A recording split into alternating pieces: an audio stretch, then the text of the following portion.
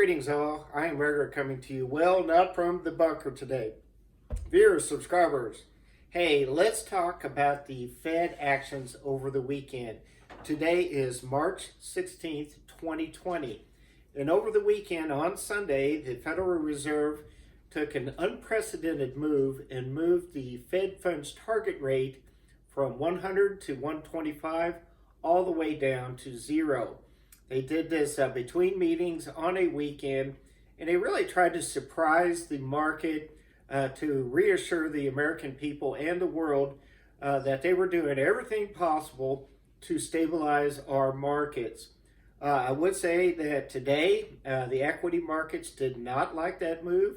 It seemed like a desperation move by the Federal Reserve, and the Dow Jones Industrial Average was essentially closed down 3,000 points today.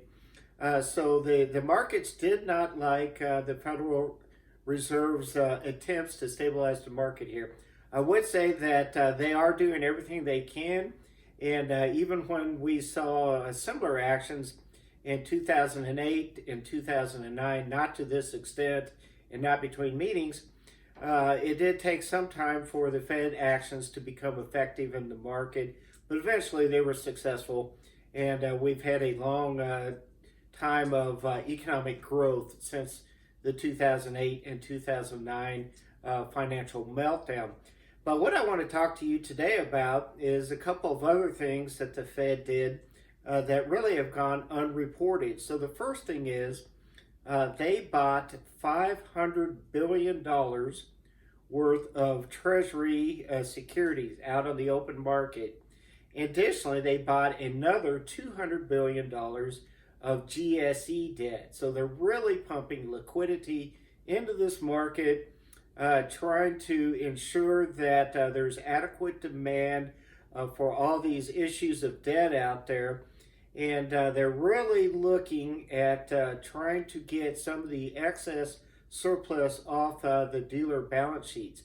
But the big issue, the one I think that you and I as preppers need to be aware of and take note of, is the fact that the Federal Reserve lowered the reserve requirement for commercial banks to zero. Now, given the run on toilet paper lately, is this a smart move by the Federal Reserve? In other words, a bank does not have to have any reserves for the demand deposits that they have at their bank. To me, this seems to be somewhat dangerous and kind of echoes the bank runs that we had in the 1930s.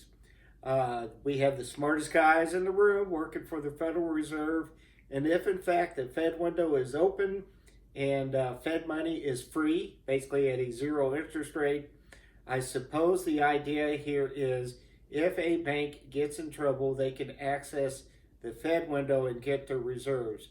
However, lowering reserves to zero appears to be somewhat of a desperate move. Viewers, subscribers, tell me what I've done well here, what I can do better. Leave your comments down below. If you've not subscribed to this channel, please hit that subscribe button. And as always, this is I Am Ruger, coming to you not from the bunker today. And as always, let's be careful out there.